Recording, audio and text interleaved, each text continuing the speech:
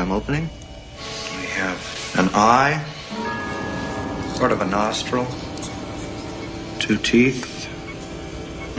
One of the teeth has a small cavity. Close call, folks, but I think we got here just in time. Presented by Maria Menounos and Kevin Undergaro. This is Anatomy of a Movie. In-depth discussions and breakdowns of various movie titles. And now that you've seen the movie, let the dissection begin. And welcome, everybody. Thank you for joining us for another Anatomy of a Movie. This week's dissection, Brad Pitt in Fury. I'm John Comerford, joined in the studio by Marisa Serafini. Hello, everyone. Roxy Striar. Happy to be here. Demetri Panos. Hello, movie fans. Ladies and gentlemen, let's jump right in. Fury, did it meet your expectations? Were you thrilled? Were you furious? what were you? Marisa. Personally, I'm a World War II fan, and I find any stories What does it mean to be a World War II fan? Well, A fan of the genre of movie. You're a history Yeah, buff, like to I an always extent. was had a fascination for that time period and what happened during all that and all the different stories, because so many different people and countries were affected. So to find another story that happened near the end of the World War, I still find fascinating. I didn't really know what to expect watching this, but I knew it was going to be an intense movie, and it sure was intense. Yeah, Marissa, I'm with you. I have a connection to World War II. My grandfather fought in World War II. I'm Jewish, and of all of the history events, it's the one that I connect to the most. I love watching World War II movies. I've seen a whole bunch of them. I thought this one was really, really good. Was it my absolute favorite of all time? No, but I did think it was pretty awesome. Demetri. About the best I can say is that the movie didn't make me furious. While I was watching it, and it was intense. It was greatly shot. But I just couldn't help but think of other war movies that I'd seen that were better. There was nothing really outside of the tank and the machine warfare like that, which was great. There was nothing really new. I felt that there were basically stock characters that I couldn't get dragged into the story all that much because I didn't know much about these people. So, like I said, in other movies. But we'll get into David Ayer and comparisons and scenes All that and fun shots stuff. stolen from other movies. And all that stuff Okay. too. All right. Fighting Not borrowed words. or imitated? Actually, Look, I mean, right off the bat, there was this great scene in this movie, and again, cinematography wise, and I got to see it in XD, so this filled up a beautiful, there was landscape, so it looked epic. So you had the scene that faraway scene with the tanks going across. Sure. Okay, great scene, but I've seen it in Private Ryan. I've seen it in Great other war movies where people are walking across a large landscape. Sure. So, even the the opening stabbing shot at the beginning. was so David Lean-esque from Well, that was Lawrence of David Lean-esque, Arabia. but it was also, too, if Sam Fuller's The Big Red One. Sure. Where he stabs. And that took place, that scene takes place at the end of the war. And, and he stabs the German, I believe it was pretty sure it was a German soldier as well. But I liked that landscape and the tanks and our introduction to Wardaddy. And that was pretty intense too. Something right out of a slasher film. I mean, he stabbed him in the face repeatedly. But eye was out of the socket. Yeah. Did anybody else feel like they walked out of this movie and they felt physically ill? Because I felt physically ill after walking out of this movie, and I'm not saying that in a bad way, and I'm not saying it in a good way. But it really affected you. Viscerally. My stomach, I really felt like I was going to run to the bathroom and I didn't not feel do it. that. Written that in an email. Yeah, I think, I wrote that too when we were discussing who was going to talk about this. I walked out and I was like, oh God. There was just, yes, it's not the absolute bloodiest, but it was very bloody. This is not a sanitized version. I mean, right. They didn't spare any blood. Let's put it that way. I think about when we cover a movie such as Equalizer, and I remember, John, you brought up that, I think you brought this up, that people were talking about how violent it was and how people were affected by that and thought it might be a little less violent, and I was like, they should go see Fury, man, because talk about violence and real violence. It just made me feel really sick. Yeah. It's interesting. We can go through that too, because I think there were two movies that sort of kind of changed the landscape of war movies, and Sure. one of them was Platoon. And also I have to go back to a little bit Apocalypse Now. Those are both Vietnam. But then when Saving Private Ryan we came had the out, first, that especially really that first 25 changed minutes. Yeah, the landscape, and then people were well, if Private Ryan can do it, then we can do it too. And and so I think they changed the landscape as to how war movies were shot or filmed, And what we could actually see. Right, and I guess to your point, like I was expecting that going in. I was expecting this to be a tense movie, right? And violent, and and maybe because I'm sort of kind of because it's David Ayer too. And I always liken him to. he did End of Watch, End of Training Watch. Day, wrote Training Day. He wrote Training Day, and he, as a director, he does, he's never disliked a headshot that he shot. I mean, in Sabotage, they made a trailer that was all headshots. So I was just waiting for the headshots, especially those guys like Wardaddy, who had to sit above the tank. And I'm like going, every time there was a close-up, I was expecting the exploding watermelon going, there we go. And we had a few of them. You want to know why I didn't expect it to be the way that it was, though? I honestly went into this movie thinking, I don't know if I'm going to like this. I really don't know if I'm going to like this. I thought that the trailer was really a bad display of what the actual movie was. I watched the trailer. There was no story to it. And I just kind of was like, all right, it is what it is. It's another war movie. I'm going to go see it because I'm going to cover it, and that is. And so I maybe because my expectations were so low, I was very pleasantly surprised. What did you guys think about the trailer? Did anybody watch that and think? I didn't see the trailer. Oh, okay. I notoriously don't see the trailers. I don't watch trailers. Yeah, that's true. That's true. I thought it was fine. Like, for me, it just, I thought that I was going to get, like, some semblance of an intense type of a war movie. I don't know. The movie delivered what I thought the trailer was going to deliver, and that we were going to see, a good Brad. I felt that it was going to give us like a good Brad Pitt performance, which we got. Yeah, which we did, and I mean, I didn't think they did a little bait and switch. Like, I don't think I think the trailer showed what we were going to get. Not like I saw something in the trailer and then when I went into the movie, I was like, that wasn't what I expected at all. Completely. It's a comedy. Yeah. It just didn't get me excited. No, the thing for me, I didn't really pay attention to the trailer. I don't think I really saw a lot of that kind of promotion. I knew it was going to be a heavy, intense war film when they're already comparing it to Saving Private Ryan and all these other movies that we've seen already. So I think it was more so, I was pleasantly surprised with how the focus of tanks of the World War II, because I don't think we've seen a lot of films that really heavily goes into the tank story and like what life was like in that and how much they utilized it in World War II. Yeah. And that's what I found so interesting about this movie that makes it stand out compared to all the other ones that have already been released. I agree with that, and I thought it was a really cool part of the movie where we see them, they're all in the tanks, they're on the ground, and we look up and there's all of the planes. And it was a cool shot. And they kind of acknowledge that, and I was like, oh, I've seen that movie that's up there. You know what I mean? I know that sounds so silly, but it was that's like, great. here's where we are, and I haven't seen this place quite yet. Although I know that you believe we have seen this place before a little. Well, I believe from a character standpoint, absolutely. Yeah. And I mentioned, like, no, like the tank warfare, no, we haven't seen, although a good friend of mine did remind me of a great, I believe, Humphrey Bogart movie called Sahara, which was a good tank movie. I sort of kind of liken this to Das Boot. Well, that was my kind of, but I would say Das Boot, what Das Boot did for submarine fight warfare, this tried to do for tank warfare, but Das Boot for me was much better in terms of feeling like I was in the submarine and how claustrophobic that was.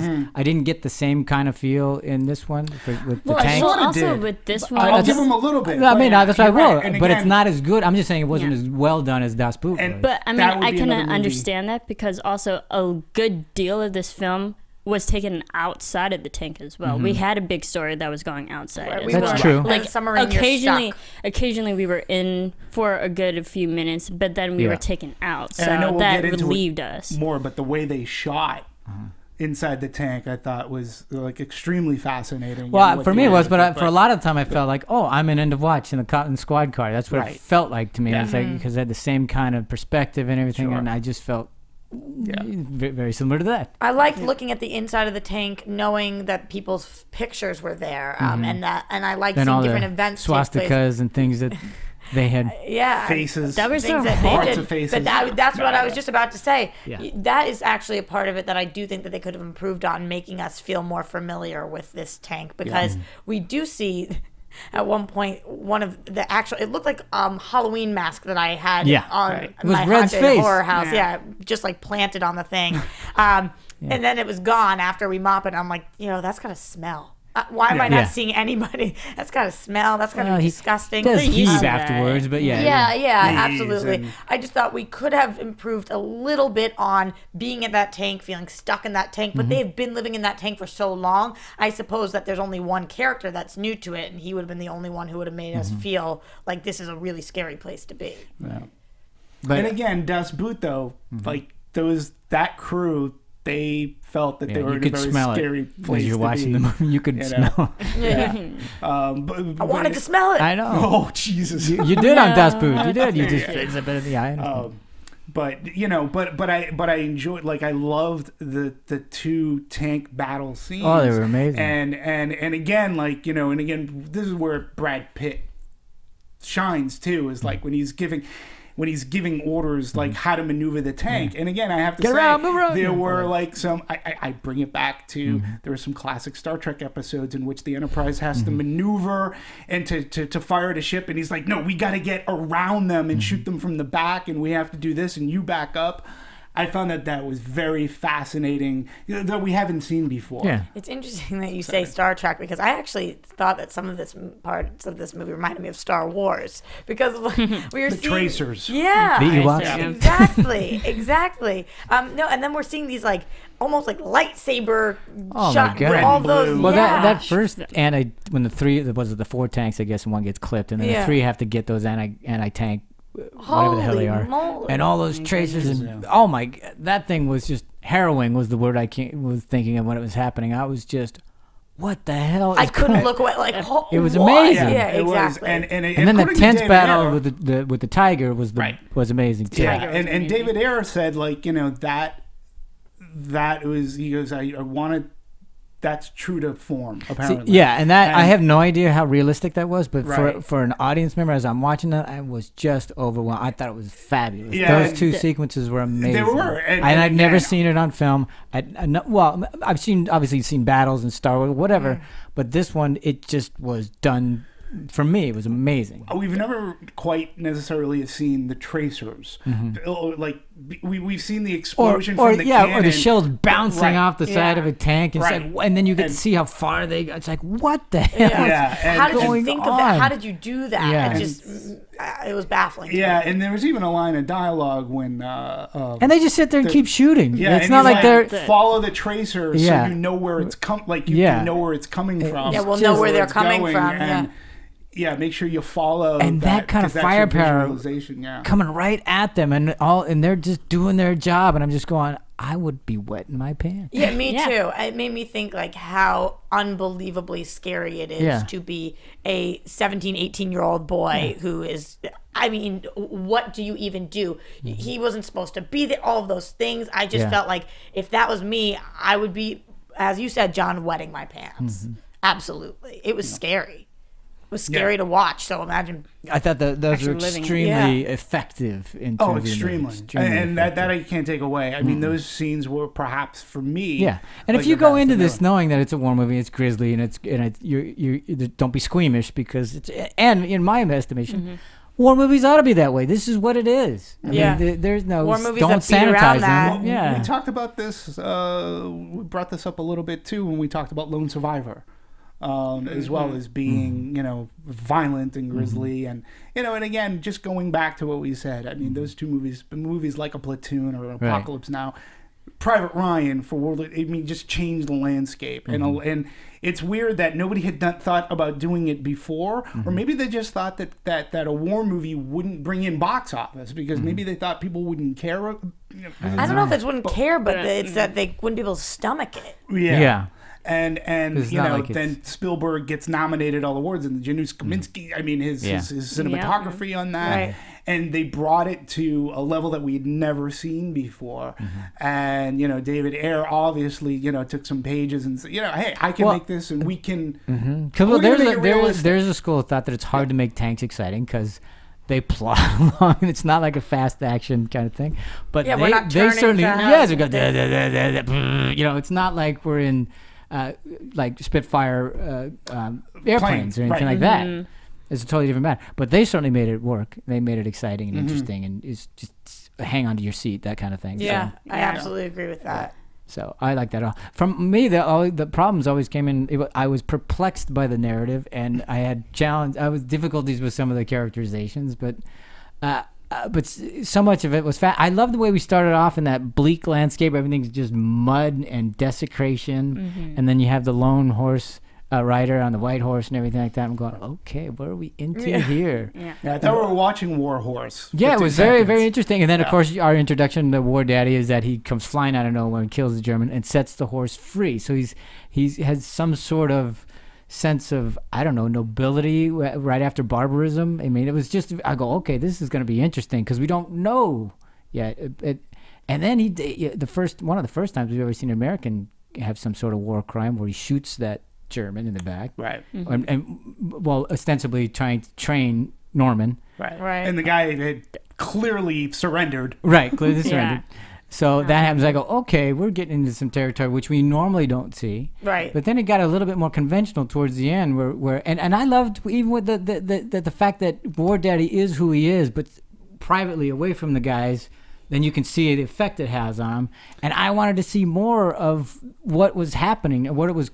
The toll it was taking on him. I totally understand what you're saying, and I can't disagree. You know, there's no way you look at Wardaddy's back and you don't wonder how. Yeah, how'd he that happen? had to be in a tank when that thing lit up. Right. Man. There's no way that each one of these characters you don't have questions about Yeah. because we don't get their full story. Yeah, So he's not a fan of backstory. I think David Ayer does not tell any backstory. Right, but that's what I thought was very interesting about this movie. Yeah. It was such a short amount of time, and all you can do is let your mind wander. Right. How did that happen? What happened here? So I am somebody who likes to leave things to my imagination. No, and I liked it too because I felt that it was very in war. I mean, until you have those downtime, nobody cares what your backstory is, and I like that even they said where you're from. We don't care. We don't care. Yeah. And there's no time, and who gives a crap? What's it? And that's only for an audience anyway. So that felt like that was okay, but it doesn't allow us to really kind of See, and that was my thing, because if to connect. there's to connect and to,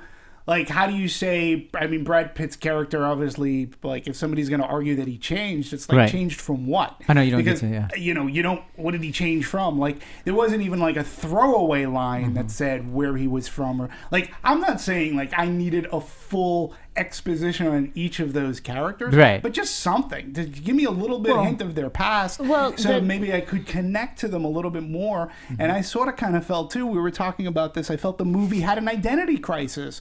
I didn't know whether I'm seeing this from Wardaddy's eyes or from Norman's eyes. Yeah. And they were equally they seem to almost be on screen time a little equally, maybe Brad Pitt a little more.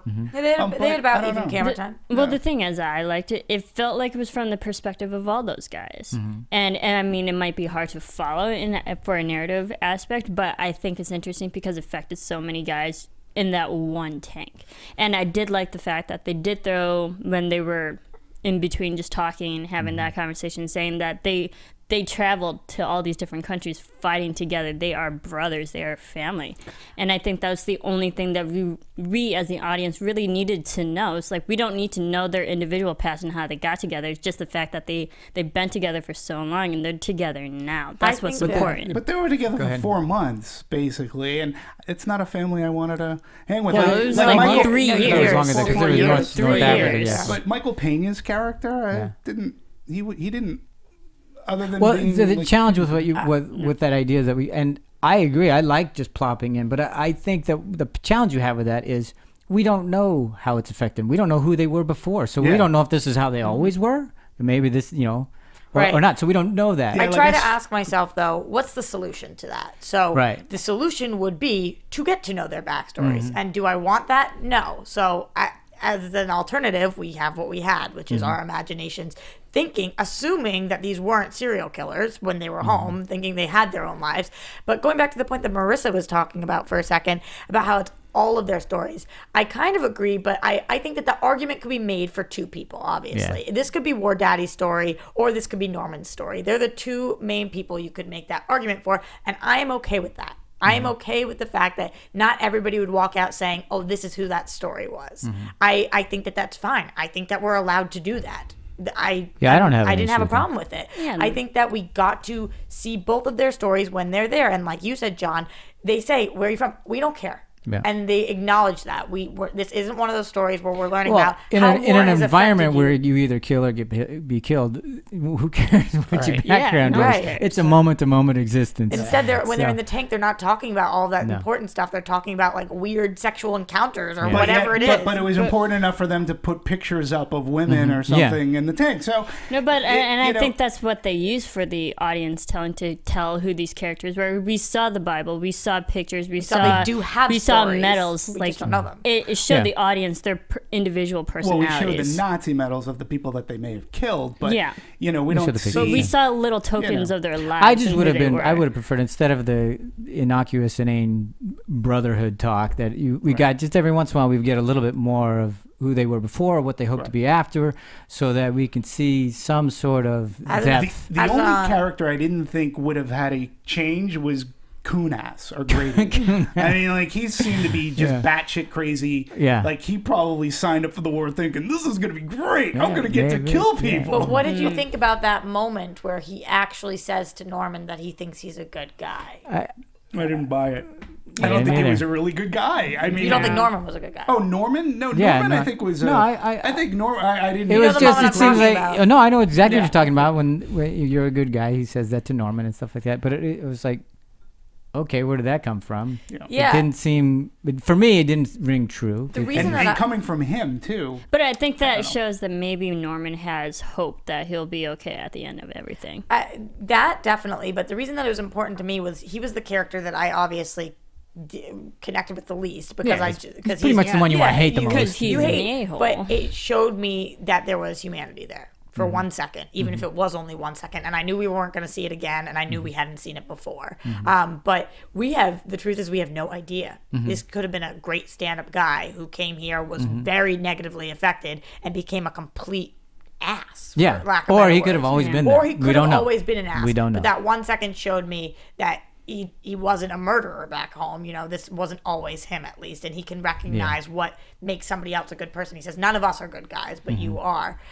This is how he dealt with the war. Exactly. I thought that every character was very distinct and different from one another, which I enjoyed. I think that they each had personality, very strong differences, some of which I was like, oh, why are you that way? But they were definitely distinct, but it also bothered me that they, for me, were a little bit one-dimensional, because he's the Bible thumper, he's the backwoods guy, he's the non-white guy. Because, but that's what I'm saying. They didn't show enough of. They didn't really fill them out. They had a lot of flesh on camera, but not a lot of fleshing out of the character. But I thought though, by using the humor in the places that they did, we actually did get to see that these people are multidimensional. So even though we have Shia LaBeouf's character, who is, as you call it, very stereotypically the Bible thumper, he's the person who's always reading with the Bible, all of that. There are moments where he sits and he laughs at himself, or that we see other things, and I'm like, this is the person that he's turned into. But I don't know if he was always like that. Yeah, okay, but again, I'll just take that. A better example of that character was in Saving Private Ryan, the guy who was the sniper. Every time he was killing, he was saying a biblical verse, because he was a man of faith. And I got to know more about that character, so that when his demise came, I was like, oh shit. That sucks. And you knew that he was gonna, even he knew, and again, everybody knew. He was outdone by a tank. A tank that blew out that building. But did you not like his character in this movie? Did you not feel for him? And when he died, were you not upset about it? Kunas? No. No. I'm talking about Shia. Shia. I felt for him. I didn't. I really feel for anybody in the movie. You didn't feel for anybody. Not necessarily, except for maybe not as much. I can say this, not anywhere near as much as I wanted to. Yeah, and because I wanted to. But it's the Wardaddy, Brad Pitt. He had that one scene that was sort of kind of at the beginning, where he he was gonna break down, and he threw up, but he did it outside of the vision of his men, which is which is a cool thing, because a captain's not going to break down in front of his crew. Or but and he had that right, and he had that glimmer that, okay, I'm going to learn something about him, but I never did. What I will say about Pitt's performance, though, and going with the title of the movie too, is that I felt like his fury kept on burning and burning, and it kept on going. I mean, it fueled in this thing, and like, you know, even at the end, like, he had so much fear he wasn't going to let this war go away, even though it was the end of the war. So, what did you guys think about? I mean, you're talking about Pitt's character, but I did think that it was really interesting. At the end, we finally do see him with the bullet in his head, which I wasn't surprised about. But what did you guys think about all of the suicides? I wasn't expecting so many suicides. I honestly couldn't. I wasn't even sure if it was a bullet. I thought it might have been shrapnel because there were other things on it. So, oh, really? And it could. It would be either way. It didn't bother me either way, whether it was shrapnel from the hand grenades, because they did go off. Yeah, it could have been that, or if he shot himself. Yeah, what do they call those kind of grenades? I forget. Well, there's a particular name for the kind of grenades that they threw into the. Yeah, I was figuring that it was that he had shot himself because he talks about, he's sitting there talking to Norman saying, "Don't let them get you. Don't let them get you." And he has his gun out. What's interesting, just as a war fact, I think that it's unique because I was talking to my grandfather about this, and he was saying that being a German POW was not nearly close to as bad as being a Japanese POW. Right. So I was, when Pitt was talking about how awful it is and all these things they do, now obviously it's not a pleasant thing, but they were so aware and weary of what the Americans were doing to the Germans, that the Germans weren't treating the Americans as poorly as one would think. So I thought if he did kill himself, that was an interesting choice, and he was talking about all the things that they had done. And I wonder what experiences. Well, I don't even think he would have survived anyway. I mean, he took a couple shots. My guess is he was dead regardless whether or not he put a head. And that's very true. Just going on that line of thought too. I mean, it was the SS, and which is different. As an audience, were conditioned. The SS doesn't take prisoners, and so they're hanging their own people. It's interesting that you took that he committed suicide, because I didn't, because at that point, he had to have. He's not going to survive those two grenades that were lobbed in there, and that's why he was like, "Get out of here," because you're not going to survive those going off either. And so I just, for whatever reason, because I thought about that after the movie was over, because during the movie I thought it was shrapnel, because there were more than just one thing in his head. I thought it was going to be burned. Afterwards, I went, I wonder if he did shoot, but I don't remember it being. But his gun. I don't mind. Yeah, he definitely took out his gun, but it wouldn't matter to me either way. Yeah, I don't mind it because they left it to the audience imagination. We heard the sound, and then we can just imagine what happened. Two sounds. We heard the two explosions. But I don't remember hearing a gunshot before those. Yeah, me neither. Yeah, but you wouldn't hear a gunshot after. Certainly not. You guys are sick and twisted with your sense of humor today, but certainly not. No, but I thought that Brad Pitt did a really, really awesome job. I mean, I never expected anything less. He's Brad Pitt. I've seen him in, we've all seen him in everything. Sure. But I think that he brought it. His intensity was there the entire time. With the words that he was given, with the story that he was given, I thought that there was nobody who could have done a better job. I thought he really did a everybody job. Obviously is making comparisons to Inglourious Bastards and that role and everything like that. But I do too. That's what I was thinking. I was like, no, I don't really. I mean, yes, they're World War II guys and they both want to kill Nazis, but other than that, I didn't really see much except for there was an accent. I thought that was a very highly unfair comparison. I get why they do, but it's an easy comparison. It doesn't really. I think they're completely separate characters. And I think they're completely separate movies. Whereas Inglourious Bastards, to me, is a completely revisionist history. Sort of. Well, some people are saying this has got a little revisionist history in it too. And that, which is interesting, but this also a tale of fiction. Right. However, I don't think it was as revisionist as Inglourious Bastards was. So there were two differently themed movies. And his characters are different. His characters are different. And when you've been around as long as he has, you're obviously, there's only so many different things you can do with yourself. I mean, I just thought that he did a really good job distinguishing this one, and it didn't strike me to be the same exact character at all. No, I liked his portrayal. I thought he did a really good job. I really loved the way it started too, because the first time we see him, he's off in that Nazi or whatever and letting the horse free, which is great. And then the next thing that I really remember was how he was with his guys in the tank. And then shortly after that, he's slapping Norman around to get him to kill somebody. And I thought, wow, this is, again, I thought, well, this is going to be very interesting. And it was very reminiscent of Training Day to me. It was almost like the same storyline. You got the young recruit, Norman or, Ethan Hawke, whatever. Yeah. And I'm going, this is Training Day. Why are we going over this? It was almost the same kind of thing. Or at least it started that way. And then and that's where I had difficulties with it because I was like, what are you trying to do or say? And it wasn't, and that I know narrative lost its drive. Eventually going to get to the, like when they overtook that village. Right. Like that scene to me, I had like sort of issues with. Well, that's one of the scenes that everybody is talking about. Yeah. Right. Yeah. Yeah. So let's talk about that because I mean, anything anybody ever I've talked to or read about, they all mention this scene. Yeah. And this, of course, is the scene where they go into town and they they overtake a village. They overtake the town. Village, if you want to say. And then we get to see the aftermath and the spoils of war, so to speak. Yeah, definitely spoils. This is where the movie really got to breathe for a minute. Yes, for pretty much the first time. Yeah, which I thought we needed. I needed to not be like leaning in the tank. We needed to not be getting fired upon. I needed this. I had my own personal qualms with it, but I overall thought that it did a very interesting thing, so I appreciated it. I thought it was setting up certain things, and then it would not go to the obvious or the thing where he was gonna go. Right, you have no idea what Brad Pitt is doing. Yeah, what Wardaddy's gonna do in that room when he starts taking his belt off and he makes Norman sit down because he's making nervous, and I'm like, oh God, please don't go here. Like, and then he starts pulling something out, and it's like, what the? And you have no idea what's in the box, and it turns out to be the eggs. And he just wants a home cooked meal. I thought it was really interesting. I thought that every layer we added to it explained something a little more, which I really enjoyed watching. And it never stayed stale for me for a single second. It never was stale for a second. We kept adding people to the mix, and I didn't know what anybody was going to say. And then finally, when we hear I'm just drunk, and I was like, oh, right, because these are people, and sometimes you say things and that you don't mean, and you're acting inappropriately, and you're at war, and you're drinking, and I just thought it was really interesting. I haven't seen a scene like this for a long time. Yeah, well, David Ayer has been quoted as saying that this was like, the Thanksgiving dinner from hell. Yeah, the bad Thanksgiving. And for me, the scene was interesting because you're right. When they first go into the room, you don't really know what was going to go on. And then when she lied about her daughter being there, like niece, I think, or cousin, niece, whatever it is, relative, and you didn't exactly know where it was going to go.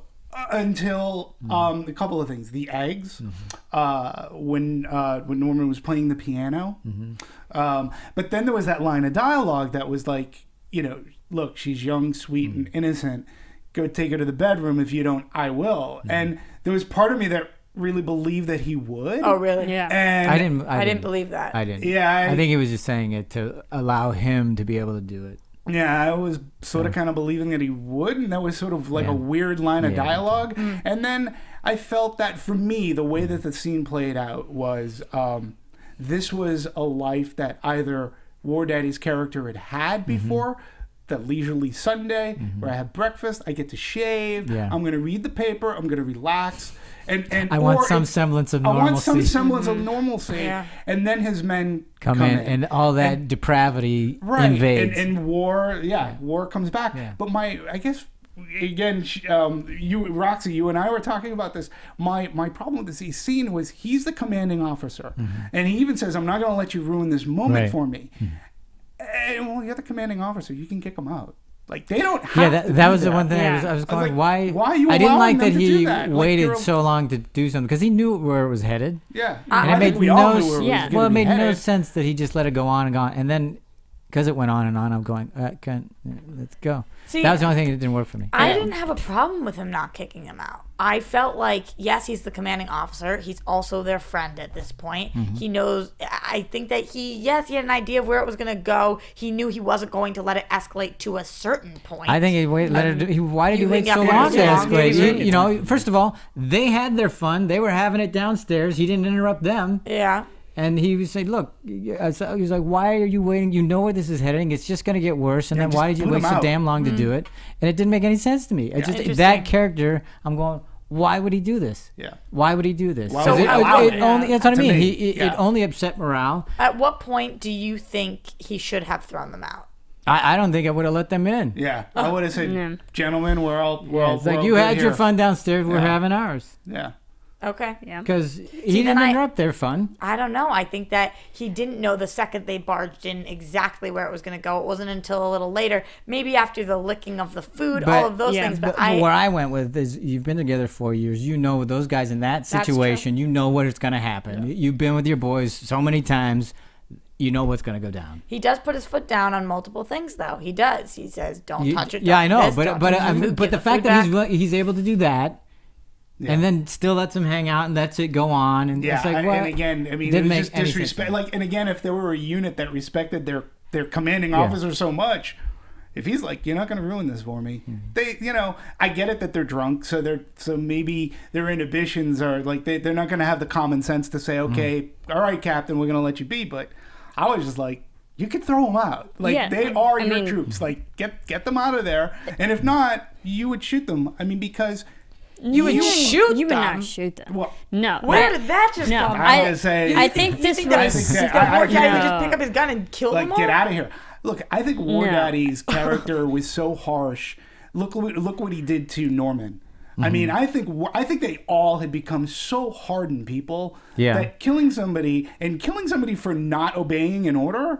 the people he's been with for 4 years, no way. And the other thing is, they need each other to survive. I mean, that's the one thing that there was no reason why they would ever see each other out in civilian world. It didn't seem like they were. Oh my God! But I think, in that tank, they needed each other. So you think, it was like this particular. No, I think you think they just go their separate ways. Wait, Marisa, what are you saying? I think it was like this particular scene was just another example to show the audience who these guys were and how much they were affected by the war. That even the one simplest scene that could like show their humanity, that they were so war torn, and they couldn't talk about normal things at that point. They were so jaded by life and everything they've been through. It completely ruins every good moment that they could possibly have. Yeah, and I think it was just to show the audience that, I mean, maybe it was another not character growth, but just who these guys are as characters. That was my thing about this. I think that was the only purpose. I thought that we got to know who these characters in present day were.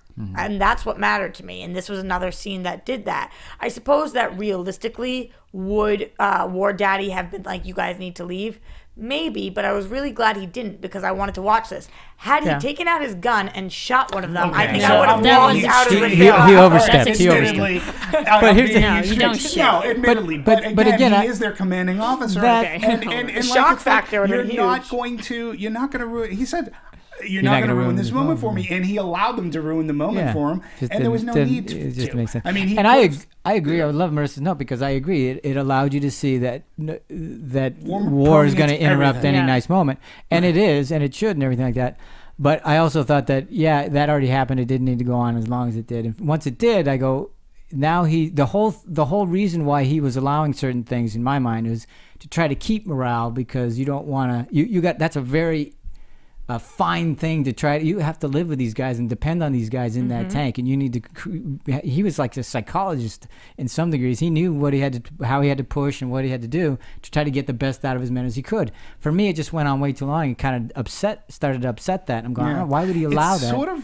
It didn't make sense. It sort of reminded me of. It actually sort of reminded me of a scene that's in Apocalypse Now, but the redo, the director's cut, in which they come across this English habitat in the middle of the jungle, and they seem to be like, there's no passage, like the war isn't affecting these people at all, and Martin Sheen's trying to have a conversation with them, and it's just, but that scene goes on for a very long time. That cut goes on for a very long time. The whole that dinner scene, like. That happened in Fury. I was sort of kind of brought back to that for a little bit. So I ask you, I want to know though, do you guys think then this movie ran at 2 hours, a little over 2 hours and 15 minutes? Yeah. Did you guys think that this was the only scene you could have shortened, or did you think the movie was too long in general, or do you? Because I felt like this was one of the only spots that we breathed, and if we were going to cut anywhere, maybe we could cut a little here, but I really didn't have an issue with the length. What were you guys thinking? I kind of did, because this was the only scene in the whole movie. Yes, it was a long movie, but I I was aware how long it went. I thought to myself, wow, we are still at this table. We are still in this room. I think they were probably thinking the same thing. Watching this, like, I had that awareness. It was like, okay, we're still in this one location. I felt like we were in this room longer than we were in the actual tank. Yeah, we went on for a while. Yeah, and I think my only... What about other scenes? Yeah. No, because I think it was just so action-packed that you forget that. But because this was so slow-paced in real time, that it really affected you. And you had that time to think, oh, yeah, we're still in this room having this conversation. I think my only problem with the scene is that we saw a little bit of Wardaddy and, like, his back was all scarred. I wanted to know more about him. It's like, what happened to him? I feel like was this during the war? What, like... How did he get those? But I mean, we saw a little bit of who he was, but I felt like it was immediately ruined by the guys, and we could have just focused on Wardaddy and Logan. Yeah, that's where I think the breakdown for me always was, is that because we don't know who they were before the war, just enough to know, because the war, it either changed them crazy or just opened a door to allow them to be who they always were, but you don't know that. So and you felt like you needed to know. I wanted to know because it was so fascinating when you get, like I said, the way Brad Pitt's character started. We thought it was going to end, be some because he's amoral to some degree. He's also morally ambiguous in other areas, and he's doing great things and then bad things, and go what? And you just don't know if that's how he always was, and the war just allowed him to continue to be that in the nth degree, or if Kuhn was always that crazy, right? And you just don't know. Yeah, I mean, and I like the idea that war has, war leaves its mark, which is the same, right? But we don't know what mark it left. Yeah. Yeah, I mean, in answer to your to the runtime, is really interesting because it wasn't until after the movie that I realized that like the story takes place within the span of 24 hours. Yeah. To me, it felt like it could have been 24 days. I mean, because they packed a lot happened in 24 hours. Training day. And but I didn't realize that until after watching the movie, because we see the tanks are moving along. They're going from point A to B. We have two big tank battles happening. Then we have the siege of this village. Then we got this going on. And also we had the little note to the map of like how long and how much they were traveling. Yeah, exactly. And even that little So hint. I was like, 24 hours. Holy cow. This felt like this was a long excursion. So but I don't know where you trim the you never answered your own question. You were okay with the length? Yeah, I mean, I felt like other than that one dinner scene, that there is no rest for the wicked. Like they were going and going and going and going, and when on earth are you like, no, actually, sir, I need a break. It doesn't happen. What do they say about war? It's like 23 hours of nothing interrupted by an hour of craziness. Yeah. The funny, did we ever see them sleep? No. Well, they were in the tank every once in a while. You'd see one of them asleep. Or there was the one shot. So no, I didn't have a problem with the length at all.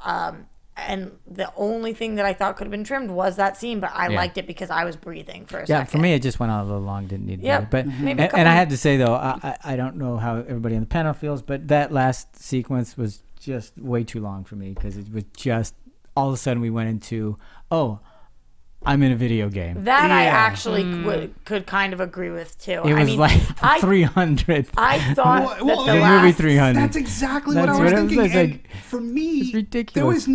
There was no reason. They were doing it for Sparta.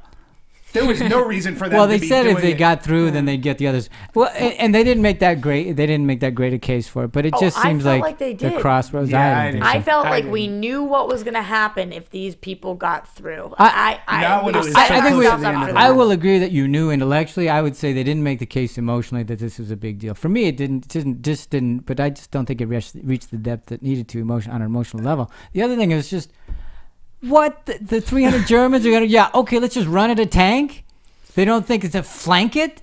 I mean, it's just ridiculous. Okay. What I want to know, though, is if you can get on board with the fact that they do decide to stay, and you can get on board with the fact that this does happen, what did you guys think about it from there? Because people have their different opinions on whether... actually they would have stayed, should they have stayed, whatever it is. But if we're on board with the fact that they are banding together as a team, then what? Then how do you feel? Well, You know it got what I mean? conventional then, but okay, because everybody does the whole, no, I'm staying, and well, okay, that's fine. But I mean, it was fun to watch, but it was just, at that point, I was in a video game, and it was ridiculous. I mean, and everything they built up in terms of its realism up until that point just fell to pieces, because I go, this is, you're asking me to believe that this really happened, because everything up to that point had its realism, and then it's just, this is ridiculous, because this would never happen this way. Well, actually, David Ayer did say that he heard a story that there was a Sherman tank crew. The tank was disabled, but the crew actually decided to stay with the tank and fight it out. So he took that part of it. Inspiration for it. I just don't think 300 Germans would just run at it and never have a flank it, and then would. But they killed around 500. So you believe they would stay? You believe they would stay? I had a hard time. First of all, I thought it was great that Brad's character decided, okay, I'm going to stay. In terms of its arc, whatever. I'll talk about that in a second, but that he told everybody to leave because his promise to them was, no, you're going to get you safe. But it was way too easy when they all said, no, okay, I'm staying. No, if he really wanted those guys to survive, he would have got them out of there. And it was just too easy for him to just allow them to stay, because that just ruined whatever noble thought he might have had about getting them home alive. You know what I was thinking, one of my major problems too. Here's what my thought process though was, and I know off air for a second that, Demetri, you were telling me that you felt like they wouldn't have stayed because it was so close to the end of the war. Now, I feel like they stayed because it was so close to the end of the war. I'm thinking about these guys. What are they going to do? What are they going to do after all this? I mean, this was a suicide mission. They all knew it. They all knew it was a suicide mission. And even Norman knew that, although it didn't end up panning out that way for him. So I really felt like they were, knowing this was towards the end of the war, there wasn't that much left they could do. This was the biggest effect that they could have, and they weren't going to go home. Yeah, that part wasn't the hard part for me. It was like, okay, they want to stay. I didn't. In terms of story wise, I don't think it was as much of a dramatic conflicts as it could have been. It was like, okay, they're staying. I just couldn't buy the rest of it. I just was like, I had a harder time because there's been one point of contention, and that's at the very end when the SS officer lets him go, Norman, and he lets him go. That was very interesting. And then the white horse. The white horse. Yeah, where did he come from? Wow, he's been following him for a day. Wow, that's great. That's incredible. No, but I mean, my main contention was like, okay, so they come up to this thing, their tank gets disabled.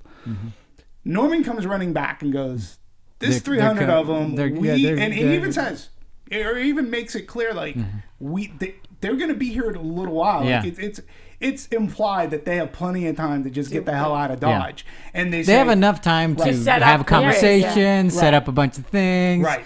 And I was like, at that point, and again, it also was said when they were in that village prior that guy came out and said, the war's over. He's like, he said, the war's over. Like, didn't you hear? Like, the war's over. So, I didn't understand that mission to begin with, because it happens so fast. Like, they get out of the village. The guy from Harry Potter. They do say the line that if they make it through this crossroads, Jason then they're Isaacs. going to kill everybody Jason on their Isaacs, way. Harry, and I just was like, well, if the war's over at this point, it doesn't. Okay, so they are on this mission. They get to the crossroads. Tank's disabled. We have 300 Germans. We've got our disabled tank. There's like, no, I'm going home. I'm getting that. If I have a choice to live, like, I'm getting the hell out of here. Yeah, but that's you. Yeah, but that's and they're also still part of the army. They they do have a mission to see. Nobody would know the wiser. But they still have a mission to see it to the end. That's just They were told government. Do this. And then I Don't think let them through. Yeah, and that was them being through everything they've been through. They're not the kind of people to just up and leave. They're gonna see it through. They were ready to up and leave. It was just Brad Pitt. The three of them were on. They were like, "See ya," and he's like, "What? You're not coming?" They were ready to up and leave. I think that's the point of the part. One of the points of the movie is that you will fight for each other. Too. Right. That's the brotherhood. The people in the tank, but they would follow Wardaddy. They weren't happy with that decision. No, but they stayed. But they did. I mean, I bought it, but I just think it was done a little easily. My bigger problem was the second thing that you said, which is how Norman ends up living. Right. That was very interesting to me. I wasn't expecting that. I was thinking, how is somebody not going to look under there? How's somebody not going to look under there? Just like, please. Yeah, but then we finally do have somebody look under there. Only one person of all these people. Yeah. And then he just kind of smiles and lets him go. Yeah.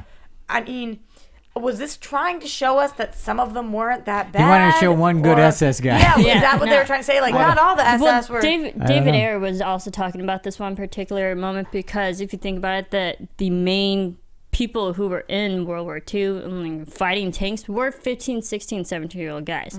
So if you think about it, this guy, this German, SS German who was looking at him underneath the tank, it was the same age as Logan. So it was that understanding. It was like, the war is almost over. Norman didn't shoot the teenager. Right. Yeah. But it was like even shooting above one and beyond person that. just like you. Well, but even to add to what you were saying, because David Ayer said, look, he goes, I made it clear in the movie that the Germans were getting nasty. Like they were like, if you could walk, you could shoot a gun.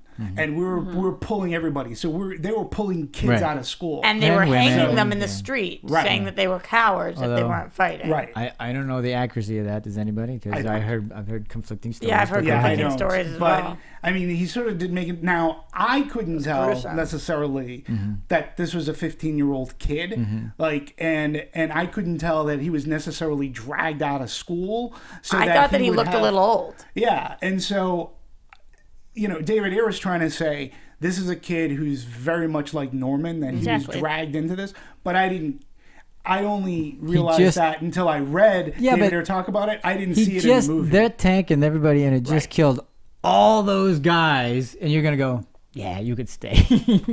All your people. What? Yeah, that part make a lot of sense. But would it have been less believable for no one to look under, or less believable for someone to look under and let him live? I don't know. Yeah, I it would have been more believable if he got in the crater that the mine left and covered himself up so he couldn't see it. And he didn't do that.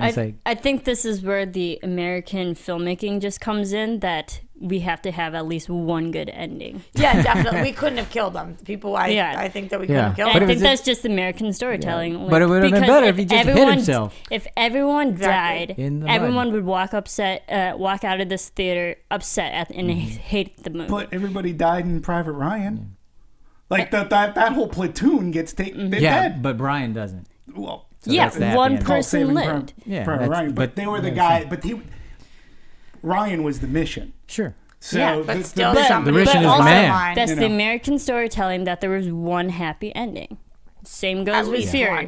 Great Escape. There was one happy ending. No, but I understand her point. I mean, they wanted a happy ending. I just thought it was a clunky John saying, ending. It's very easy, very easy fix. You're in a bunch of mud. There's a crater there that a mine created. It looked like. Yeah, but then he goes, he shows his face. It's like, why aren't you burying your face down so nobody can? It just seems ridiculous. Yeah. Like, and the whole thing was horrible at that point. I mean, it was fun to watch, but I'm thinking, Brad Pitt's on top of the tank shooting like crazy, and only people coming at him. Nobody thinks to flank him from the side or from behind. Are you kidding me? There's 300 of them. No, that was so ridiculous. My other thing was there was a line too, like Norman gets in the tank, so at the end. It's morning apparently, and so the American troops are there. Yeah, and the guy says, "You're a hero," and I was like, "Hero of what?" Well, I think that's the ambiguity of what a hero is, and he wasn't a hero at all in the sense that but because he survived as a hero. So I liked that in the sense I like that too. What is a hero? It allows us to question, what was that heroic, or is he a hero? I mean, I think it certainly was heroic what he did. I think that. I don't think a lot of people would do he that. He was the first one to stick around. And if anything, anybody had an arc, that was your arc. Because in the beginning, he doesn't want to shoot anybody. Yeah. He says, shoot me first. And then pretty much in the middle, he's like killing Nazis like crazy and screaming expletives and all that kind of stuff. And at the end, he's willing to stay to fight with the guy. So there's your arc. And so if anybody had a lead or the story's about, in terms of arc, it would be Norman. I agree with that. And obviously, we don't see much of a character arc from the other people. I didn't think we You can make to. the argument that Brad had one. He wanted to go home. At the end of the movie, instead of going home to America, he says, "My home is in this tank." Yeah. So you can make that argument. I don't think it's as good or as clear, and it's certainly, for me, not as interesting or as fulfilling. Got it. Mm-hmm. Yeah, no, I think that Norman did have an arc. I think that the rest of them didn't.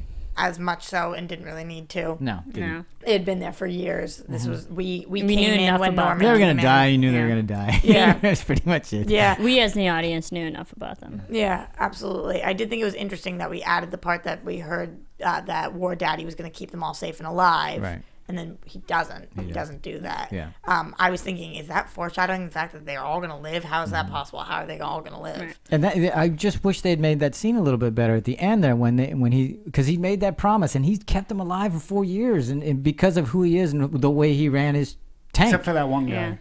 I beg your pardon. Yeah. Thank you. That's true. At the beginning. But that even should have made that even more so important to him at the end, where he said, "No, I've already lost one of you, and I already promised." And he so easily goes, "Yeah, okay, come back." Yeah. And I go, make that. You would have rather see Wardaddy, I almost call him GoDaddy.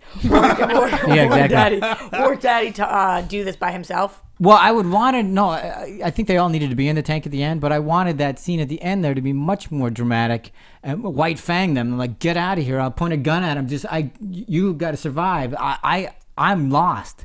Because if you could have made that argument that he's so beyond repair, he knows he can't go home. Right. That he's got to die here because he's such a broken person. I That felt would that way have been a about all of them, fabulous though. story.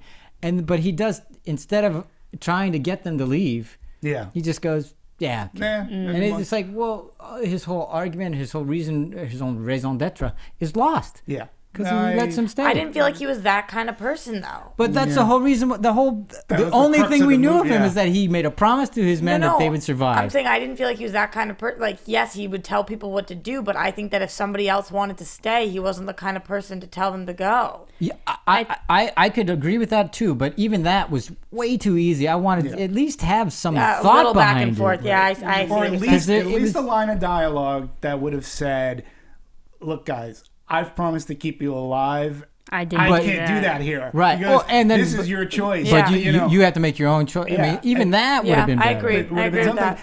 that. And again, like then I was thinking, well, okay, let's say they did, like then I start thinking of like alternate universes, and this. All right, so they say, okay, let's get the hell out of here. Then you don't get that 20 minutes. Well, that would have made the movie shorter. Yeah. That would have been something that made the movie. And shorter. each one of their decisions, I wanted to be a little bit harder. Right. Yeah, I wanted to It's see like, each nobody's individual gonna- decision. Yeah. It was not a group think I activity. I wanted one to just jet away and then just have a moment, but it was like Where they come running back to the something. tank. And start, Yeah, each one of them should, in keeping with their character, that they make whatever decision they make, but you can see that actual turn, and it was just like way too easy, and because of that, I stopped caring because it wasn't hard. It's like, oh, okay, great, Interesting. fine, whatever. Yeah. And then the cartoonish ending was just. Yeah. I mean, it was fun to watch. It was, but then when you see that shot. The overhead shot, and you crane. see all the dead that crane people. shot. And Oh, that was, the and then cross, we go back, going back But to I the. do think them marching up there was very scary and intimidating shot, where we see them singing. And Oh yeah, that was pretty cool. Like, Yeah. you although know none they're of their coming. mouths are moving, but they're singing and whatever. But you know they're coming. That's what's scary. They're ventriloquist humans. Yeah, but I was scared. I was scared crapless of Yeah, them. yeah. No, it was really great. I was. love that they were singing. They're ready to fight. That Yeah. was terrific. That was Absolutely. great. Yeah. That was I'm gonna terrific. like this, But John, you mentioned the final shot. For that shot, they actually rented the tallest crane that was in the UK to just get that Just one get shot. that overhead. And their first shot was actually the best take that they took of it, but no one turned on the camera, so it was completely wasted. And David Ayer was so furious because it was 100K. the best take, but no one turned on the camera. Oops. So when we say roll it's it, just something that just happened during Yeah. the filming. I thought was interesting. That is interesting and also a bummer. I don't think that David probably thinks it's so interesting. yeah, No, he was furious. 100,000. Can we talk a little bit about each of the actors, though? Sure. Because we Let's talked do about the so. characters. We talked a little bit about Brad. It was everybody Yeah, in agreement yeah. that Brad. Actors and, I like. you know, I got thought some Brad did a really good job. Script writing. I wish and they had cinematography. given him a little bit more to play towards the end, where you could see those Brad private Pitt? moments, where you could, because I think that would have been, for me, it would have been much more interesting to see his internal struggle as it was happening, and we saw it in the beginning, and then it just kind of faded away. Okay. I thought that he, like I said, with what he was given, I thought he did a really great job with I agree. it. Agreed. He's always an interesting actor, and I think as he's matured, I think. And they found a way for him to take off his shirt. So. Of course. Of course, even though it was on the course. back. That was my favorite part. No. But you get the abs and then the scarred back. So you get, there's his backstory. That was not like a, Literally. I have been captured and beat scarred back. No, that was that's a burnt back. Yeah, that's right. He's been through a lot. Yeah, of course. I mean, Brad Pitt has been around for decades now, so every performance of him, I know he's gonna like bring it to A-level standards. So I wasn't disappointed with him. I thought he did great out of all the roles that we've seen. Right. This was a fairly another memorable one. Yeah, for absolutely. sure. And then there's the cast member that everybody had to stand up for at one point or another. Who's that? Because it was just Shia LaBeouf. You know, people were tearing Yeah. him apart, and Brad Pitt came out and was like, I love this guy, and I think he's awesome. And I have to say, I thought he did he gave a great performance. I thought he gave a great performance. He has been really not looking so great in the media. Yeah, and that's the unfortunate thing, because people have such a public negative perception of him, and that gets lost when you realize, hey, he actually does have talent. He's a good actor. He's very and that talented. gets tainted by his image. It's so hard though, because there's so many people that are talented that I also feel like in order to hire somebody, you would want to have to work with them. You know, you have to want to work with them. Yeah. Well, And you they can't didn't go want to work around- with him because he didn't shower. Well, I mean, yeah, we can go into his method That's acting, fine but, though. That's something that I wouldn't have a problem working. But I mean, not everyone on the set agreed with you. yeah, I mean, but you can't go around necessarily biting the hand that feeds you. I mean, he went off the rails. Yeah. And if anything, this town does like a comeback, or they love a comeback, Sure. especially when you look at people. Even Megan Fox. I mean, after what she did with Michael Bay, and Sure. everybody, you know, now. But sometimes he you can puts go her off the rails and never get back. I mean, Yeah. we've seen that Sometimes you happen, do, too. but look at Tom Cruise. You know, it took him a little while after jumping on a couch on Oprah to come back. You know, now Robert Downey Jr. Same Right. thing. You know, with his antics. I'm not entirely sure about Shia LaBeouf. I mean, this guy like pretty much said, "Oh, Indiana Jones, Crystal Skull, that movie sucked," and you're talking about Spielberg, who was the guy that kinda first, right. yeah. He's the guy that first hired him. Well, he for, wasn't like, good in roles, that movie and either. Just so. you zip know, it. but- Just like keep it to you yourself. don't do that to Steven Spielberg. Yeah, who I know. can say, "Oh, okay, yeah, well, I put you in like I think Holes was a movie that and oh yeah, you were in this Transformer movie and." You know, and then he goes off the rails. Now, I'm not saying he's not a bad actor. However, he did cry a lot. He did. I thought actually that was a very interesting character choice, though. I liked that he cried so often. It wasn't like this overwhelming weep. He just kind of was always And it crying. was always his right eye, too, would tear up. I don't know. I called him Shia LaBoohoo because he was crying so much. I didn't think that he was that great. No, that is funny. He It was might have been crying. his right eye, because that was the only one you see, because the other one was looking through the viewfinder. Yeah, to keep that one So- clear. You know, You know, There you I mean, go. he was fine. Like, he didn't annoy me, and I gotta be honest, no, he didn't. Like, he didn't. I liked, like, the performances were fine. However, like, one note, like, Bernthal's, that was just a one-note character. I but thought he I was did great. not like him. he was Oh, fine. The but actor or the character? the performance of The the performance, character. only because the same actor, I know him as Shane in Walking Dead, who was the asshole character in that show. So it's kind of an extension. I was an personally am thinking, I was like, okay, this isn't really showing his talent again, because I know he can do this. I think he this was really clearly isn't going cast- out of his comfort acting It's in his range. wheelhouse. It was Yeah. completely in his wheelhouse. I think he was cast because it was in his wheelhouse. I Yeah. think he Yeah. delivered exactly what they wanted him to deliver. I think that he's awesome. And I was already over it by the time I saw him again. I was like, okay, I know he's going to be an a-hole. I think it's such a different audience, though. Yes, Walking Dead is a huge show, but it's not something that a lot of people who went to this movie have seen. I think it's important for people to be able to see him play that role. I think he delivered exactly. He did exactly what he was hired to do.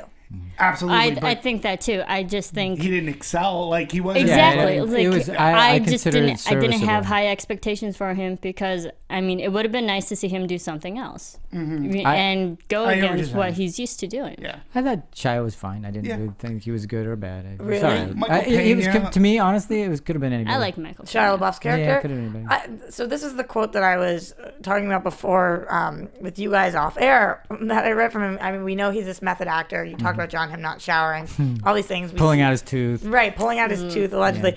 We see him with the Bible all the time. And this is what he says. I found God doing Fury. I became a Christian man, and sorry for my French, and not in a fucking bullshit way, in a very real way. And the quote goes on and on, but like, I don't really know what that means, and not in a bullshit way, in a real way. I became a Christian man. So every character that you are you going to decide to become? Yeah, he's gonna because he steeps himself so he deeply into it. Yeah. He pulled out a tooth. Oh, that's reported. Who knows if he did or didn't? Again, I didn't have a. He was fine. And I don't really care about his antics off screen. I don't follow him, so I have no interest in it. So, but you didn't watch Even Stevens? no, Because that's totally in John's wheelhouse. Get it, yeah, Marissa. exactly. So, again, I just thought it was like, okay, it could have been anybody, to be honest with you. I don't think he did anything spectacular. Not that I thought the role was written so that he could do something amazing with him. I honestly think that the guys in the tank did it, except I thought Norman had some, but they also gave him more to play. I thought he had a much better, more in-depth character and portrayal than the other guys in the tank. So you thought Logan Lerman did a very good job? I do. I thought, I think that outside of Brad Pitt and Logan Lerman, not that the other people were bad, but they could have been anybody. Yeah. I think they were really good. I thought they was really good choices. Choices that I wouldn't have necessarily made. But I thought they were really strong. There was nobody that I was like, ooh, they're not holding their weight. The character that I probably cared the least about was Michael Pena's character. Why do you say that? I don't know. He seemed to give be... him anything. Yeah, exactly. Yeah, other than the interactions he has up front with Norman, I just was like, wow, I don't need, not only do I not know about who you were, but I don't know anything about who you are. And I think currently. I mean, Except I that like you're Michael drunk. Pena as an actor, but I think he was, if you look at all those guys as a whole, he's the most normal, I guess you can say, the most one that wasn't really mentally affected. He wasn't acting out. He didn't really have something that really stood him out against everyone else. But I did like him for the fact that he was that co-driver, always, supporting Norman and helping him be that shooter that he needed to be his right-hand man in that way. Right. And other than that, I really couldn't tell you about the other actors in this film. I mean, we got the scene with the two girls. We got to see all different kinds of... Jason Isaacs. Jason Isaacs. Scott with his very heavy New York accent. Love that. But East wait Coast a second. rap. I mean, I will, like, the girl, I forget that actress's name. The girl who played Emma. Alicia von Rittberg. I thought she was very She's sweet. the older one, isn't she? No, she's the Anna younger Maria? one. She's the blonde one that goes and sleeps with Beg him. your pardon. I thought that she was... I thought she good. was very sweet. Yeah. And I thought, and I was actually, in the moment, I was buying the, whatever relationship was starting to kindle, let's say. And So, They're she young was and afraid. alive. I mean, that Right. part, they're young and alive. yes. I get And, completely. I was kinda and even her grandmother or whoever, Cousin, whatever. Anna Maria cousin. Irma, she was, it was, and that's the juxtapositioning in that scene, like, everything was off kilter, unsettling, but things started to get into their normalcy. And I like those two women, however brief they're in the movie for, but everybody else was cannon fodder. Yeah, this was the one potential happy ending that I kind of wanted to see in this movie, that having this girl and having someone, Norman, to go back to her at the end is like, yes, this could be the one saving grace that can help him still be a normal person. No, and there at were the two end ships of passing in the everything, night. to go past... To go back to her at the end of the movie. I didn't think that he was didn't in love happen. with her. I just thought that he needed that for the moment. So I didn't care if he went back to her. I mean, obviously he couldn't because she was It would have dead, been nice but- to see him go back. Yeah, I was happy enough with the fact that he was alive. And like you're saying, they're young and they're alive. You hear that expression a lot, like, oh, you're young and you're alive, but when you're at war, the second part is actually a question. Yeah, then it becomes it's a much different thing. much different thing. Yeah. So I totally bought into that. I Yeah. thought that both those women did a very good job. Yeah, they were great. So I didn't mean to say anything other than that. And it was one scene. It was short. It was long, but it was short compared to the rest of the movie. And They did well with their screen time. Let's put it in. Yes, exactly. I just wish Ayers had given the guys in the tank more to do. Yeah. I thought they were too one note. Like Cat's Cradle. Yeah, exactly. Cards. Something else to play besides. Got you. Got you. Yeah. Okay. Thanks for talking All about the right, acting with me, guys. Yeah. All right, we talked a little bit about the visual style, but let's talk about more, because I thought, the muted, battle the battle sequence was amazing, and we figured out how to shoot the tank sequence. That's the other thing. The tank sequence happens, so it takes a whole night.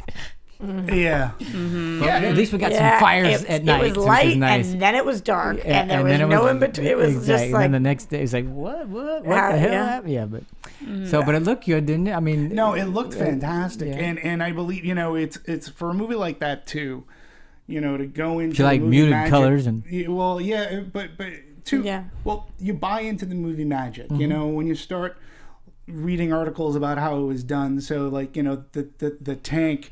Was a set basically, and that they had it on a gimbal, and then for him to get the coverage that he got, I was quite surprised, and what went into having those guns work. He even said they even had a radio, like the radio really worked, although we have no idea where it was transmitting to. But he went for this level of authenticity. Yeah, you got a real German tank. Felt like and they used actual World War II radios. Yeah, Did you say, I didn't Marisa? feel it was a set. They used actual World War II radios because even those radios had a specific sound to them. So for the authenticity. Remember? Yeah, and he said it would take like 2 hours to set up a camera angle.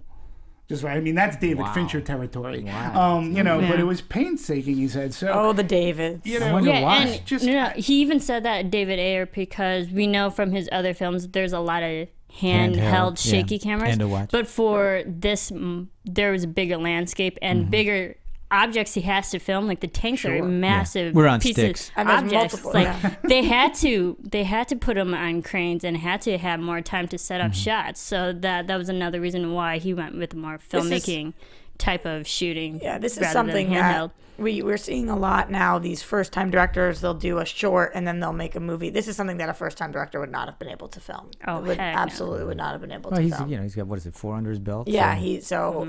he's built himself up to this point. I thought that he did a really good job. I thought that he did a very strong job. What did you guys think about him as the director and as a writer? I think it's great because they also shot this movie on film. And they said he shot over 1.3 million feet of footage. It's a lot of footage. Of film. No, he wanted to go old school, and it had that. Well, you mentioned David Lean. I mean, it had this epic World War II. Yeah, and I don't have it wasn't his direction, but his writing. It was his writing that bothered me, but his direction I thought was fine. He got exactly what he wanted to get.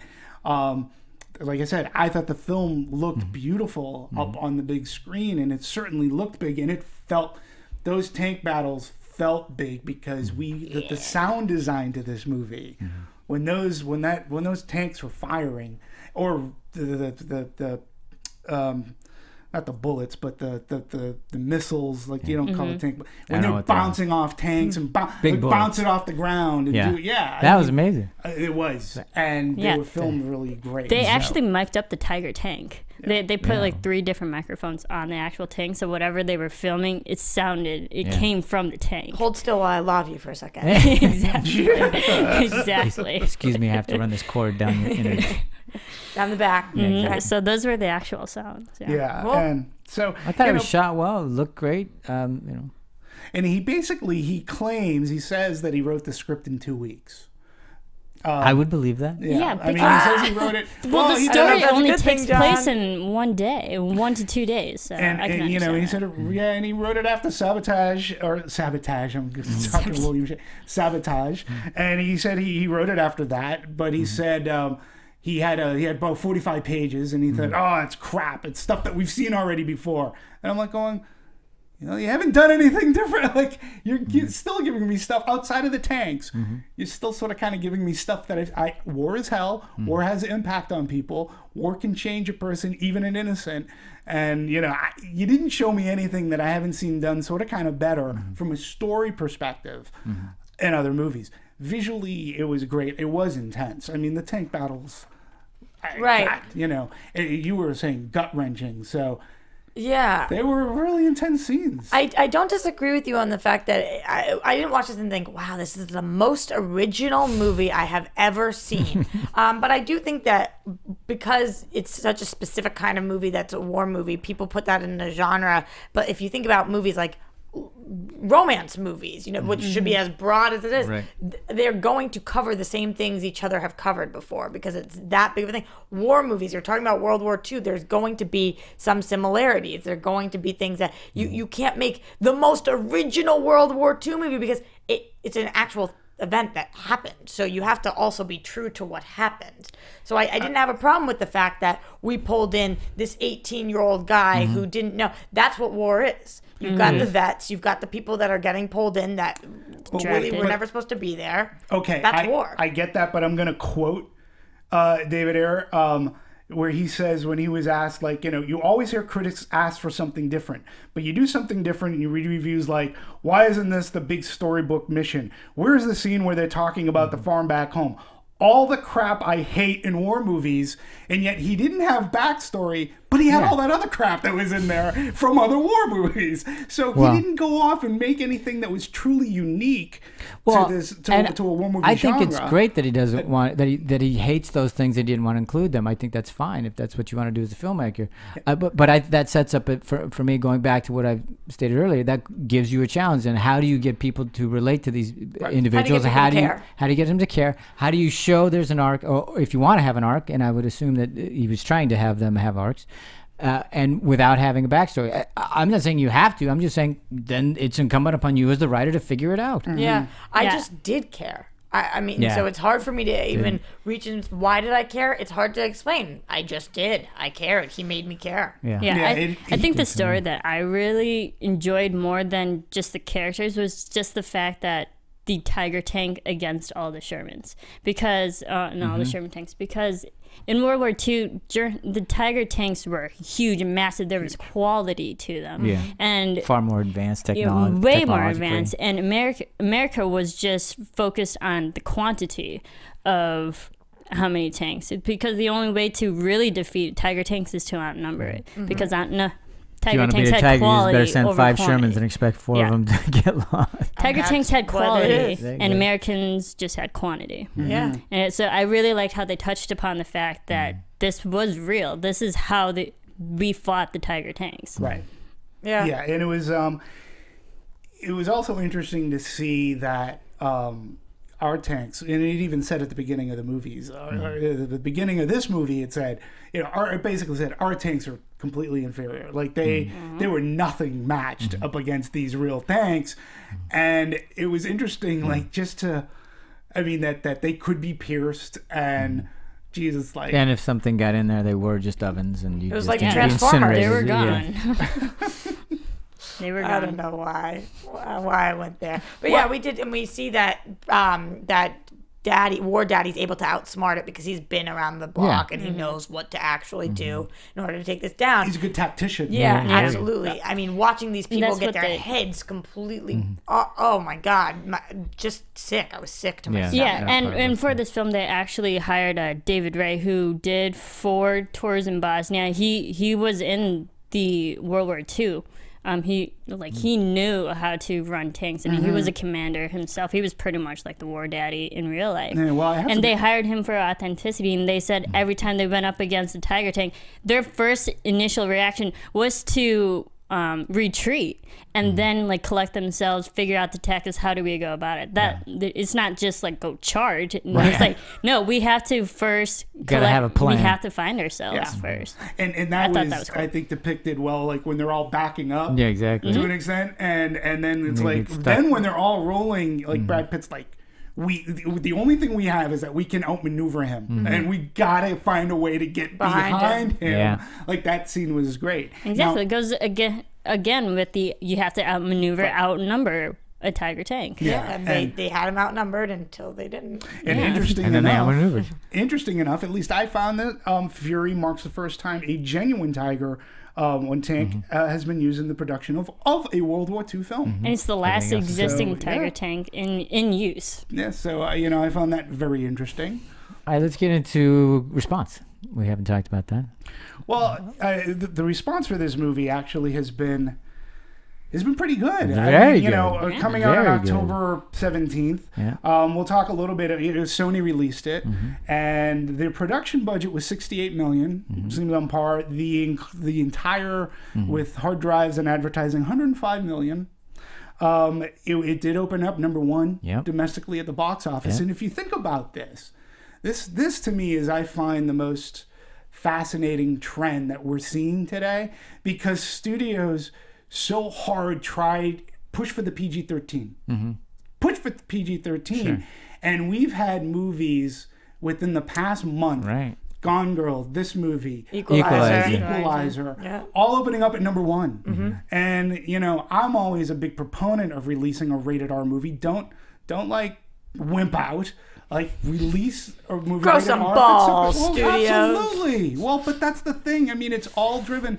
And this past month, if this hasn't proven that if you make a rated R movie and people are going to like it and you have good marketing, people are going to come. So, but how's it doing internationally?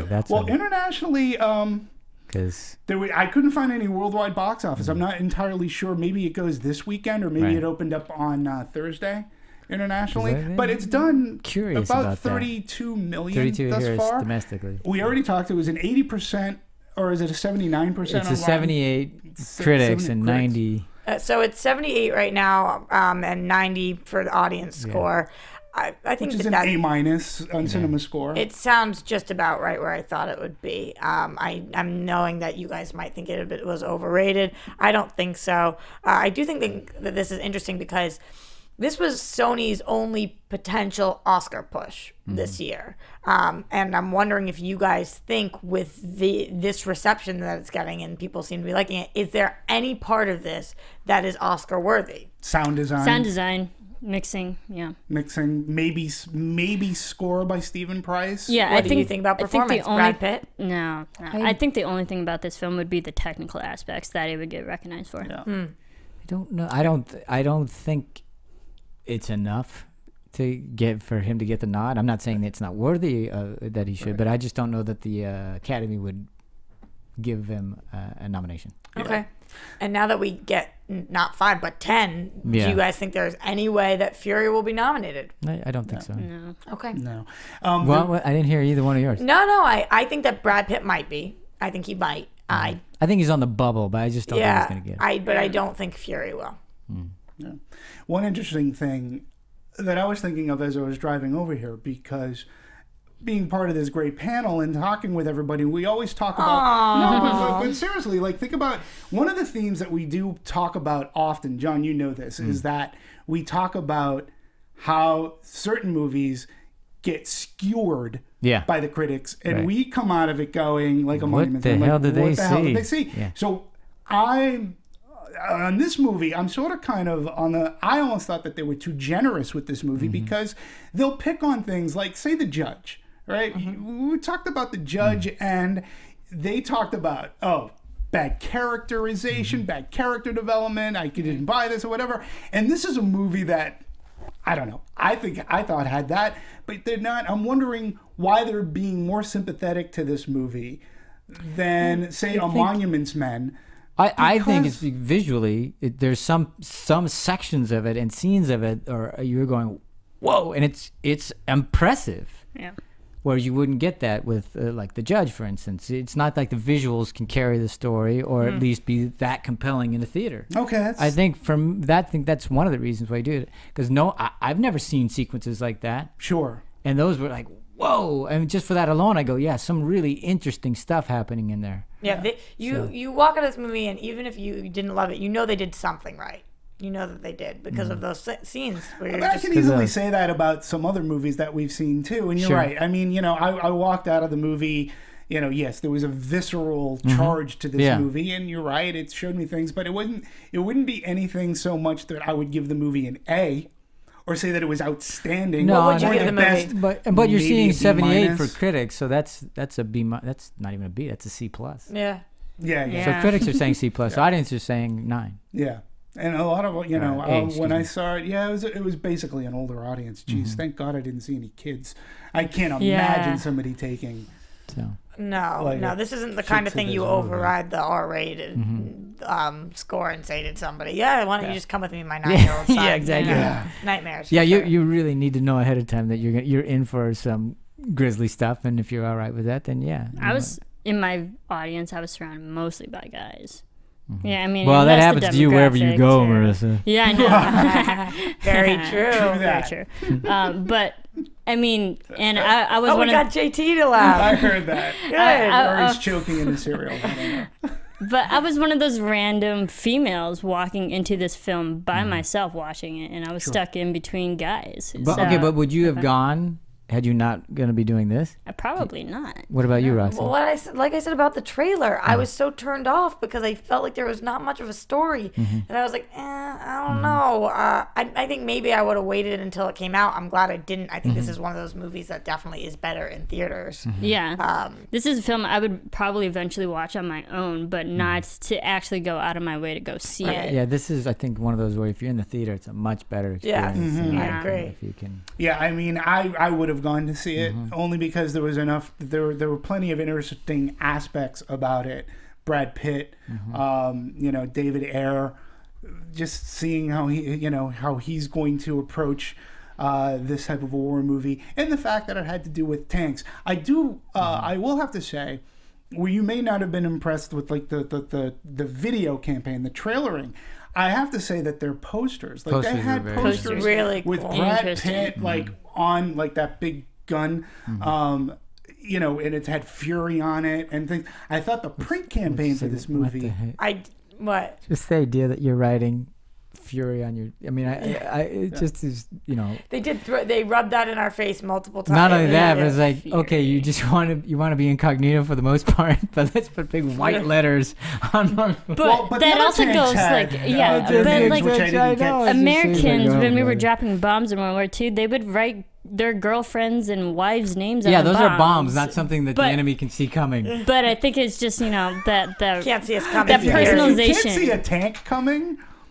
Seriously No, though, but it's but, I mean, tanks can't why creep bother up putting on all the you. camouflage paint on But it? You're it's just like gonna put the white all over. personification of what they do in World War II, that they would label things as their own. Yeah, but going back to the print campaign, I definitely agree with that. I definitely agree. And honestly, this is a weird thing, but all of the guys that I talked to loved this trailer and wanted to go see it. And all the girls that I talked to thought that the trailer was really crappy. I don't know what that is, but I just felt like it didn't have much of a story to it. I thought they picked a great poster, the visual on it. Yeah, And it but was the posters I love. Yeah, I just Agreed. but I didn't see that till after I saw them. Oh, really? No, I mean, I ain't seen the posters in the back. Yeah. How do you avoid seeing billboards in this town? If you're I driving? never look at billboards. But how do you I look at the avoid road. it? Well, You when you're in should. traffic? That's good, John. That's good. I just close my eyes when I'm driving. Oh, yeah, no problem. Use the easiest force. I get it. All right. That's awesome. Now a cool thing, because we talked about his authenticity, what he wanted to do, and he actually based one of the battles off this battle called the Weser River and Second Armored crossed the Weser River, and it was the last offensive of the German military. It was 100% defensive, which is interesting. If you're 100% defensive in a tank battle, isn't that meaning Like- run away? How many are Turn against around. you? Yeah. How many are against you? Yeah, it's not a good Interesting. place to be. No. And also just like the production design, that for the uniforms they had over like 700 different military uniforms, and they would rip the buttons and throw mud all over them just for the look of that. Yeah. I thought it definitely, nobody's disputing. It looked awesome. It really did. It's some of the visuals with just the woman cutting up the horse and Oh yeah. the tank riding over that guy. It was like, oh my! Yes, there was just whoa. Okay. Just muddy. Yeah. Well, Muddy, here's bloody, grizzly. Muddy, bloody. Yeah. another interesting little bit of trivia that I found too. 2 brands of cigarettes are used in the movie: Lucky Strike Strikes. and Camels. And if someone had required to be smoking a cigarette, they gave the option of real cigarette with filter removed or herbal cigarettes. Right, saw But they that. burn a lot. They burn after approximately a minute. Yeah, it was like the herbal one burned yeah. faster, didn't it? Saw that. It's like a Interesting. wick, like a bomb, like a You gotta dynamite smoke wick. them. Yeah, I mean, it's part of the character. You're not going to get around that. There is no more like flour at the end when you puff it out. What is this? So And I don't know if I should say this because it's not technically legal, but Uh-oh. the cigar being smoked by the infantry battalion doctor during surgery was a genuine Cuban. So they had Great, contraband they're on gonna the get set. sued. goodness. Not me. Just because of this No, podcast. not us. They're gonna get because sad. of this Yeah. podcast. Now you So just did that You to them. just ruined the movie for them. Alcohol, tobacco, and firearms are going to be There on you go. Yeah, You're they're- going down. You'll have another story to write. Yeah, there were some conflicts They're in a filming different this country. movie too, because they also were filming on Remembrance Day, which is very Yeah, that's borderline offensive in Europe. For many I mean, people, not it was borderline, borderline, yeah. it is borderline, but it's like I'm being nicer. That's but very kind of you. they were very offended by that. Yeah.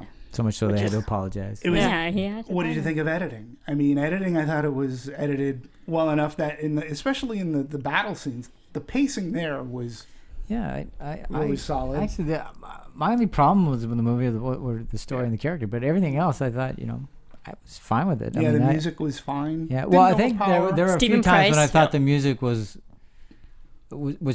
trying way too hard to tell me what to feel. Oh, really? Yeah, and I was like, back, step off the gas there. I hate that feeling. I didn't feel that way. I felt like it was kind of moving with me. And it was never behind me. It was always ahead of me or moving with me. I thought that it was good. It wasn't the best part of the movie for me, but I thought it was definitely solid. There were a couple of moments where I actually did really realize the music, and like that was the only thing you can hear, and it helped add the dramatic element to it. When there wasn't dialogue, there was just literally filming. Yeah. And Stephen Price, who did Gravity. He did Gravity, and I think won- he used music. Well, two different movies. Gonna admit that Yeah. right off the bat, but I think to effect he used music to much more of an effect in Gravity than say here. Like I don't quite recall the score to this, and again we'll talk about like Monuments Men. We said that I believe that was Alexander Desplat who did that score, and that score actually lent to that movie like a lot. Different kind of a war totally movie. different. Yeah. But I thought it was fine. All the tech specs on this movie were really top notch. Yeah, I was just surprised how technical Steven got, because he used like actual dog tags and for the Sounds, sound yeah. design sound design, and his interesting. composing and cellos and choir and how just the vocalization, some moments in the music they were whispering and some they were like actually singing to. So. There's been you I actually admire mentioned it. A lot of people have mentioned that they had difficulty understanding and hearing some of the dialogue. So I couldn't understand Barenthal half of the time. I couldn't figure out what the hell Coon Ass was saying. But you know what? Quit I talking didn't- out of your coon ass. Yeah. That's probably how we got the name. Exactly. But seriously, I didn't care. Anytime he talked, I was like, yeah, whatever. Whatever. I don't care about You you. wrote him off. Yeah, I really did. At the beginning, I was like, I already don't like him. He really has nothing to say to me. There you go. Found Okay. that too. Yeah. Yeah. Yeah. But you had difficulty understanding, or was it hearing them? What was the one part where you were talking about? I thought I heard No, you I say was. that. The only thing I was talking about was that they weren't moving their mouths when they were singing. Oh, So no, that's the only. No, I just thought that in general you had said that maybe I was thinking of somebody else, but there are a lot of people who have complained about it. No, I thought that it was okay, and I thought anything they needed us to understood, I understood. Yeah.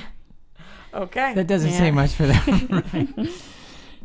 Well, that's how I felt. Yeah, I don't know what they said, but it's not important anyway, so let's move on. It was a throwaway. Yeah, okay. Whatever. All right, so what are our last thoughts? Ladies first. I Such really a gentleman. Yeah, I really enjoyed this film. Like I said, sometimes. I enjoy World War II and just the different stories that I would have never taken. guess that, but thank Same you for here. telling me that. Are you kidding me? I'm like obsessed with Pearl Harbor story. It's amazing. I find it absolutely fascinating. It's just Yeah. I such a can show weird you. statement. I can show you my 36 presentation slide. It's just Like, a strange Pearl- statement. but, Like, I love World War I- II. No, I find it As a his- so I fascinating know. because how many people were involved in it. No, that's and fascinating. this is just another film, you- another story Do that you is like, yes, I didn't feel know like about it fits this. along with the Saving Private Ryan or any great think for the World War tone, II story yes. that you like? I think for the tone, yes. I think Saving Private Ryan won a bunch of awards, which makes that more memorable than this one will. Yeah, I think that it's interesting. Something I really want to see is how this resonates with people who fought in World War II, which I haven't done enough research about yet. I think that tells a lot about a war movie. I couldn't. It's. I only found 2 articles about that. One of them, I read that there was a technical advisor who wasn't interested in seeing the movie, but they didn't say why. It could be that he didn't want to see the movie because it brought back too many Right. bad memories. But they hinted at was that he he didn't think it was authentic enough, so he didn't want to see it because it was insulting. That's what they hinted at, but they weren't specific about it. Yeah. And the other one said, I'm not interested in seeing it because I don't think it's going to be accurate. I find that that's what most people who fought in World War II, their biggest problem with war movies is they're inaccurate. They don't like to see that. So I do want to see what the people think about that. Other than that, though, I thought that it was a really, really good film. I enjoyed it. It made me feel sick in a good way. And what that says about me, I'm unsure. But shouldn't it be? I mean, if you're gonna go into war and see a battle, shouldn't you be unsettled by it? Shouldn't you be? Absolutely. I was uncomfortable. I felt ill, and that's how I should feel. Right. I think they did their job. Yeah, I mean, I'll just end the way I began. The movie didn't make me furious. I just didn't. I felt that I have seen war movies, similar war movies, where certain topics were handled much better. As we all agree, the tech specs on this movie are fantastic. It looked beautiful on the big screen. I mean, it looked epic, and it sort of kind of did have that feel of the old school World War II type movie where everything was put up on screen. Like we talked about the scene where they look up in the planes and go do your job. Some of the visuals were amazing. They were great. Yeah. So I can't take away from that, but my major issues are the writing, the storytelling, and David Ayer saying I'm making something that's never been seen before. Well, I mean, you got to say something like that. I mean, you are selling a movie. That's like Gone Girl saying that the ending was different. Sell that movie, baby. Well, they were purposely lying. This one, I don't think he's lying. He's marketing. He's not lying. He's marketing. I think he believes the hype. I think he believes his own hype. Never taken a headshot he didn't like. Okay. I thought there was lots to enjoy, and if you like a war movie, I think you will like this kind of movie. I think it'll be right up your alley. And I'm really fascinated to know which other movies that Marisa likes. Oh, I love World War II. I mean, I even covered Manhattan at AfterBuzz TV, our sister network. Definitely covered it. And then that's all about the Manhattan Project and building the atomic bomb. So World War II is fascinating. Yeah, just for me, just don't expect to have a great narrative or wonderful character arc, because that's not. I don't think that's what this movie is. But I think there's stuff for people to like. You'll be affected one way or the other. How did you feel about this movie? That there was stuff for people to like. Okay. Well, that's what I'm saying. If you like this kind of genre movie, you'll love this movie. If you don't and you like more of a character story, then you're not going to get it here. Yeah, absolutely. You're not going to get it here. So just know ahead of time what it is. Because if you go there and know what what you're going to, I think you'll really have a good time. Yeah. But if you expect, like the trailer being something else, you expect this to be a great story about man's depravity to man and how it affects you, and you're going to see a huge character. You're not going to get that. But, again, I will admit, definitely according to like Cinema Score, I'm very much in the minority. If it gets an A-, that means that the audiences who are seeing this movie are giving it an A-. Oh, they're giving for sure. Right. For sure. Yep. All right. Well, where can they contact us or give us their information? Everyone can follow all of us at anatomyofamovie.com. You can also follow us on Twitter at Movie Anatomy. And where can they find you specifically? You can find me on Twitter and on Instagram at Serafini TV. You can find me everywhere at Roxy Striar. And you can find me or follow me at DMovies1701. And you can only find me here the next time we're doing an anatomy of a movie. We want to thank you so much for tuning in. We'll be happy to talk to you next time. Bye, all. I'm opening. We have an eye. From producers Maria Menounos, Kevin Undergaro, Phil Svitek, and the rest of the Anatomy of a Movie staff, we would like to thank you for listening and subscribing to the show. If you have any questions or comments, feel free to email or tweet us. I'm Sir Richard Wentworth, and this has been Anatomy of a Movie.